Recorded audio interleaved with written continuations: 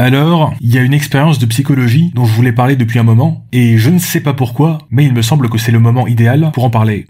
2 semaines avant l'élection présidentielle américaine de 2016, des chercheurs ont rassemblé plus de 400 participants dans des États plutôt conservateurs, source dans la description, et ils les ont divisés en 2 groupes. Dans le premier groupe, les chercheurs ont fait la proposition suivante à chaque participant. Si vous nous y autorisez, nous allons donner $1 à une organisation anti-immigration assez hardcore. Ouais, une organisation dont les statuts parlent de l'immigration comme d'une menace existentielle pour les États-Unis. Mais tout cela sera parfaitement anonyme, bien entendu. Et environ la moitié des participants ont accepté cette proposition. Et dans le deuxième groupe, ils ont fait la même proposition à un détail près. Cette fois, il n'y avait plus de garantie d'anonymat.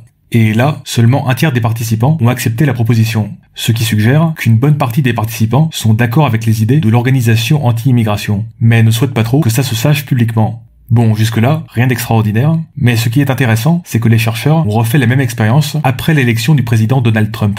Et ce qu'ils ont constaté, c'est que cela a fait disparaître l'effet de l'anonymat. Cette fois-ci, dans le premier groupe, comme dans le deuxième groupe, environ la moitié des participants ont accepté la proposition. Autrement dit, l'élection de Donald Trump a désinhibé les participants. Ils peuvent à présent assumer publiquement des opinions qu'ils préféraient auparavant garder discrètes. Alors, il ne s'agit pas ici de porter un jugement moral, et on pourrait sans doute montrer des phénomènes similaires pour des idées politiques très différentes, mais cela m'amène à la réflexion suivante. Lors d'une élection, avant de voter ou non, on essaye d'imaginer ce que chaque candidat va faire une fois au pouvoir, ce qui est une très bonne chose à faire. Mais il y a aussi un autre aspect qu'on a tendance à négliger, l'effet qu'aura l'élection de cette personne sur l'attitude des gens. En gros, selon le vainqueur de l'élection, il est possible qu'une partie non négligeable de la population se mette soudain à afficher publiquement certaines opinions, à avoir certaines attitudes, voire certains comportements, y compris des personnes de votre entourage que vous ne soupçonniez pas du tout. Et cela pourrait avoir des conséquences très concrètes.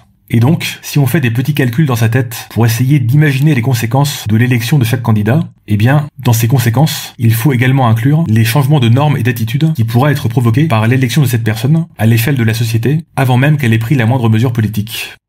Alors, que pensez-vous de tout ça? N'hésitez pas à le dire en commentaire, ce sera parfaitement anonyme.